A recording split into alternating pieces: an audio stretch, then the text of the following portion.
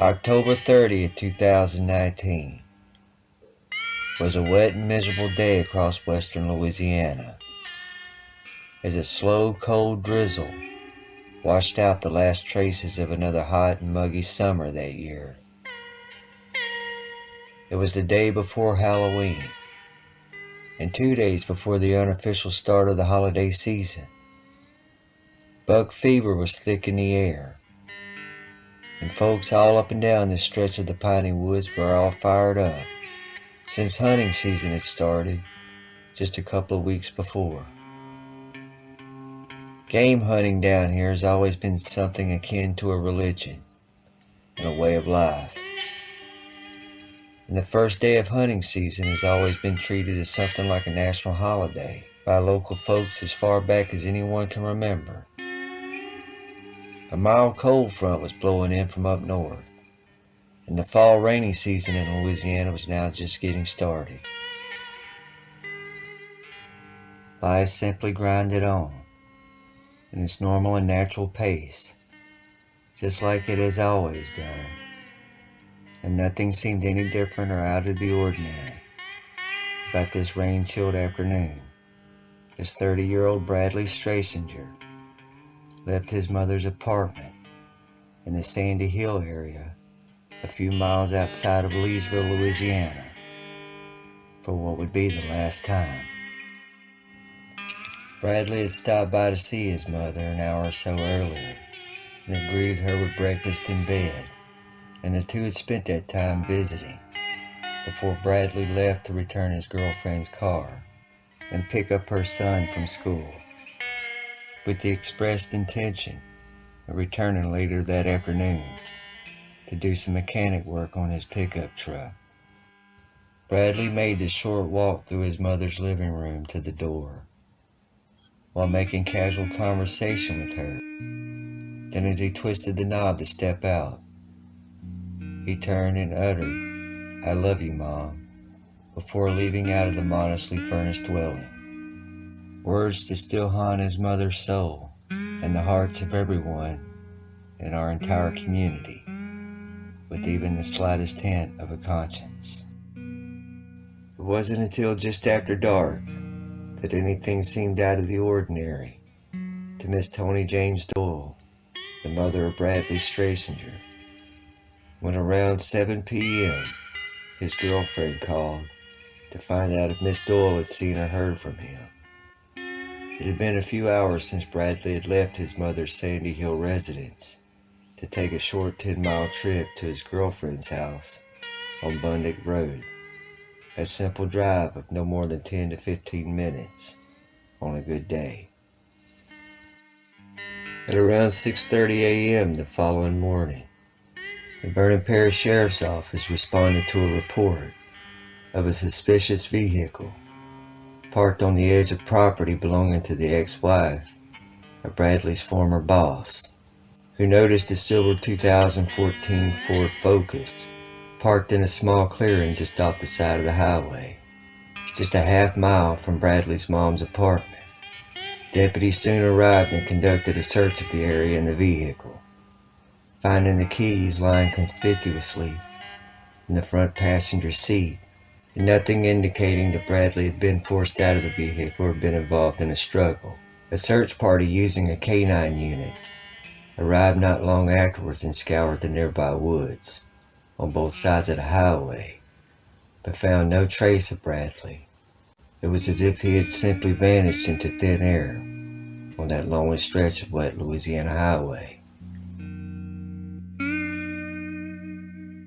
Several outside sources who have been following Bradley's case and are unfamiliar with our corner of the country have commented on some of the overlapping connections a few people had with Bradley, such as the car he was driving when he disappeared being found near his former employer's ex-wife's home on Bundick Road. This is a fairly thinly populated and predominantly rural region here in West Louisiana, of one red light towns and a few small cities, separated by miles of thick pine forest and a few scattered family-sized farms with specks and clusters of houses, subdivisions, businesses, and other development all along the roadside, with roughly half of all families here being related either directly or through marriage. And most people here have some idea of the existence of any given person or know someone who does, a phenomenon made more acute since the proliferation of the internet and the popularity of social media over the last 3 decades. In fact, a good deal more people attend the Super Bowl each year than live in the entirety of Vernon Parish, an area that's just over 1,000 square miles in total and has a population of around 48,000 people at most. Bradley Trace Stracener was born on July 29, 1989, in DeRidder, Louisiana, the oldest son of 4 children, an older sister and a younger sister and younger brother. Bradley was close to all of his siblings growing up, and is said to have been particularly close to his mother, and was a self-described mama's boy. Bradley was an avid outdoorsman who loved hunting and fishing, and had a knack for mechanic work, who enjoyed tinkering with electronics. Of Native American descent, Bradley was an active member of the Four Winds Cherokee tribe of Louisiana, and is said to have had extensive knowledge of the customs and traditions of Native American culture. With his piercing dark eyes and his fiery southern charm, Bradley is said to have been a thoughtful person with a soft spot for people in need. A deep thinker and an incessant reader, Bradley enjoyed studying Greek philosophy and the writings of Plato and Socrates, and would sometimes wax poetics on the subject in intimate settings, and would often engross himself in the works of Nikola Tesla, and was known to experiment from time to time with Tesla's theories and ideas. Something of an athlete as a teenager, Bradley mainly attended Evans High School, then pursued a degree in welding at Louisiana Technical Community College just outside of Leesville after graduation.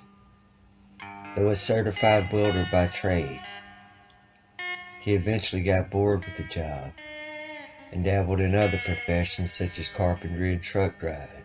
Bradley's last occupation was as a self-employed home remodeling contractor, and is said to have been in high demand around the region for his skills.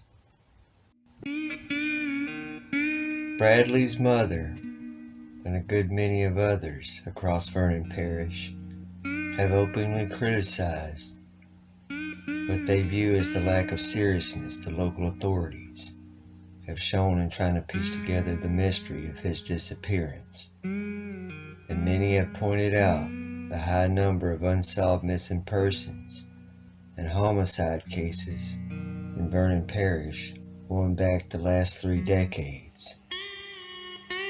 Bradley is said to have struggled with bouts of depression from time to time, which was made even worse due to the failure of his brief year-long marriage and a bitter custody dispute the couple were having over their son.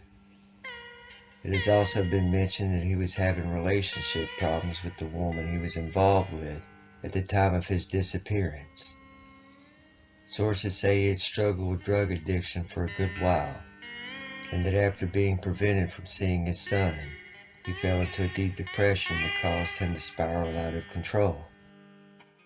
For 5 years now, folks across these Louisiana thickets have openly speculated on Bradley's disappearance, with some suggesting that narcotics played a direct hand in it, and others have mentioned that he may have fallen prey to a crime of jealousy and been the victim of an act of revenge. Bradley's mother has expressed her own opinion that he was the victim of foul play in order to silence him after witnessing a horrendous crime, and she has made it very clear that she will not rest until Bradley's case is solved, and their family have full closure on just what happened to him. Whatever the truth is, and the motivation behind what happened to Bradley, One thing is certain, someone out there knows the full story about what caused the disappearance of 30-year-old Bradley Chase Stracener on that quiet country road that dreary rain-chilled afternoon in late October 2019.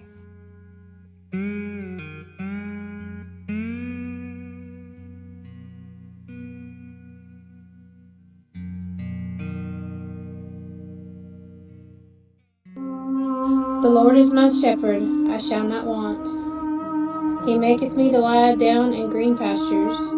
He leadeth me beside the still waters. He restores my soul. He leadeth me in the paths of righteousness for his name's sake. Yea, though I walk through the valley of the shadow of death, I will fear no evil. For thou art with me, thy rod and thy staff, they comfort me. Thou preparest a table before me in the presence of mine enemies. Thou anointest my head with oil. My cup runneth over. Surely goodness and mercy shall follow me all the days of my life, and I will dwell in the house of the Lord forever.